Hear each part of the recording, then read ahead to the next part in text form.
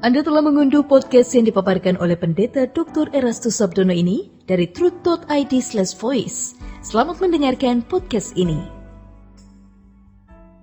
Shalom saudara, kebenaran hari ini berjudul menderita bersama Tuhan. Setiap orang percaya yang ingin disempurnakan seperti Yesus harus mengalami apa yang Yesus alami. Jika diilustrasikan dengan perlombaan kelas dunia, maka seseorang yang hendak memenangkan perlombaan tersebut harus memiliki kualitas kelas dunia. Jika seseorang ingin menjadi seperti Yesus, ia harus mengalami seperti yang dialami Yesus. Sama halnya dengan Paulus ketika ia berkata, "Yang ku kehendaki ialah mengenal Dia dan kuasa kebangkitannya dan persekutuan dalam penderitaannya, di mana aku menjadi serupa dengan Yesus dalam kematiannya." Saudara, Paulus menyadari bahwa panggilan hidup seperti Yesus berarti turut serta dalam kematiannya.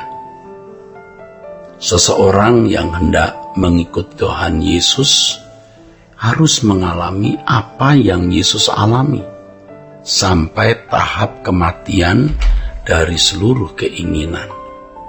Oleh karenanya, saudara, jika Tuhan diludahi, dipukul, difitnah, maka tidak heran apabila kita pun harus mempersiapkan diri menghadapi hal-hal tersebut, ya, dari orang lain yang kita temui.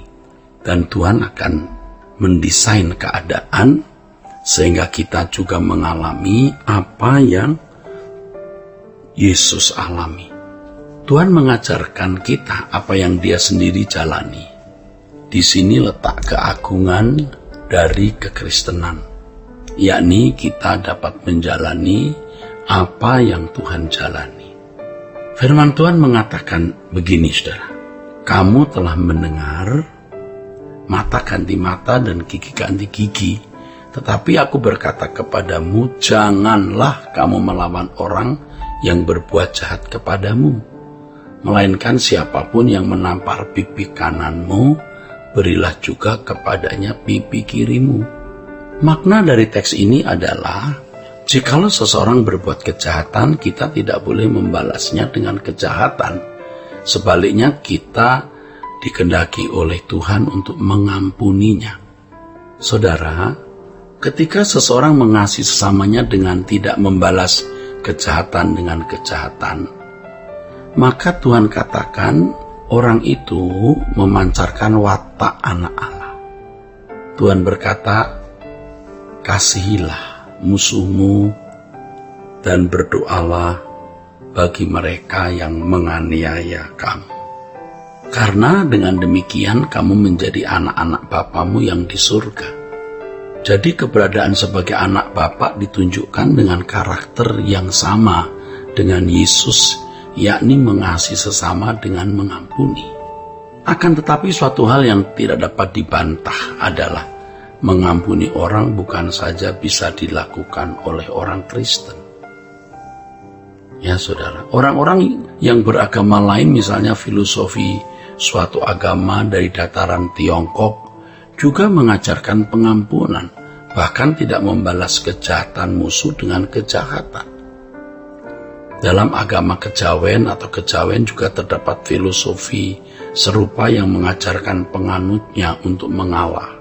Filosofinya adalah ngalah luhur wakasani, yang artinya mengalah untuk menang. Hal ini menunjukkan bahwa di luar Kristen terdapat banyak pandangan yang luhur. Oleh karenanya, kekristenan seharusnya memiliki kebenaran, saudara, yang lebih dari itu.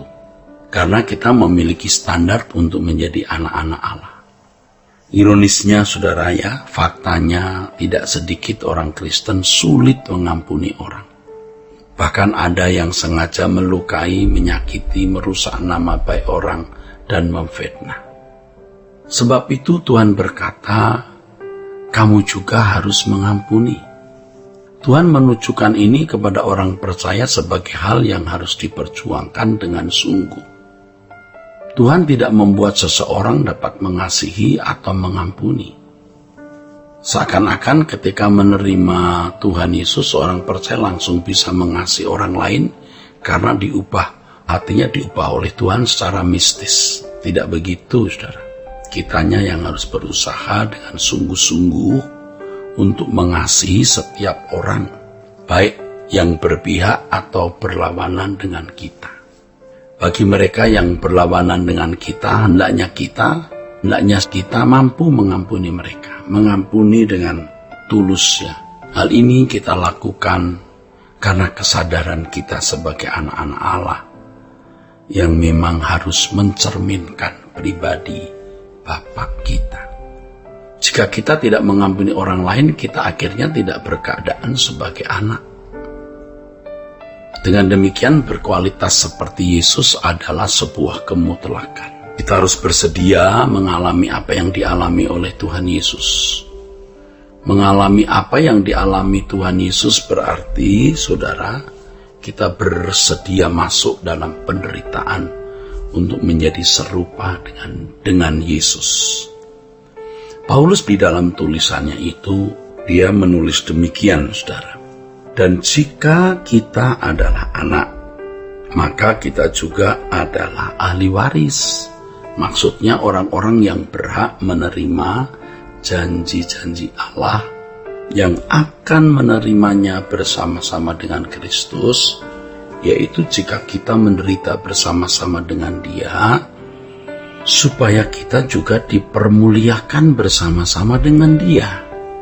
Saudaraku, orang-orang yang telah dibenarkan oleh Tuhan itu diberi kesempatan untuk menjadi anak Bapa. Menjadi anak Bapa artinya berkeberadaan seperti Bapa. Mereka yang berkesempatan menjadi anak Bapa ini adalah pewaris janji Allah dalam kekekalan. Ya, jadi teks firman Tuhan yang telah kita baca ini mengindikasikan bahwa hal menjadi anak-anak Allah, mewarisi kemuliaan bersama dengan Yesus itu bukan sesuatu yang otomatis. Ya, orang percaya dipanggil menjadi anak harus mengalami hal yang sama dengan yang dihadapi atau dialami oleh Yesus, yakni masuk dalam penderitaan. Jadi kemuliaan bersama dengan Tuhan itu buah dari kesediaan. Kesediaan orang percaya menderita bersama-sama dengan Dia. Hanya dengan masuk dalam penderitaanlah setiap orang di dalam Tuhan dapat dimuliakan bersama-sama dengan Dia.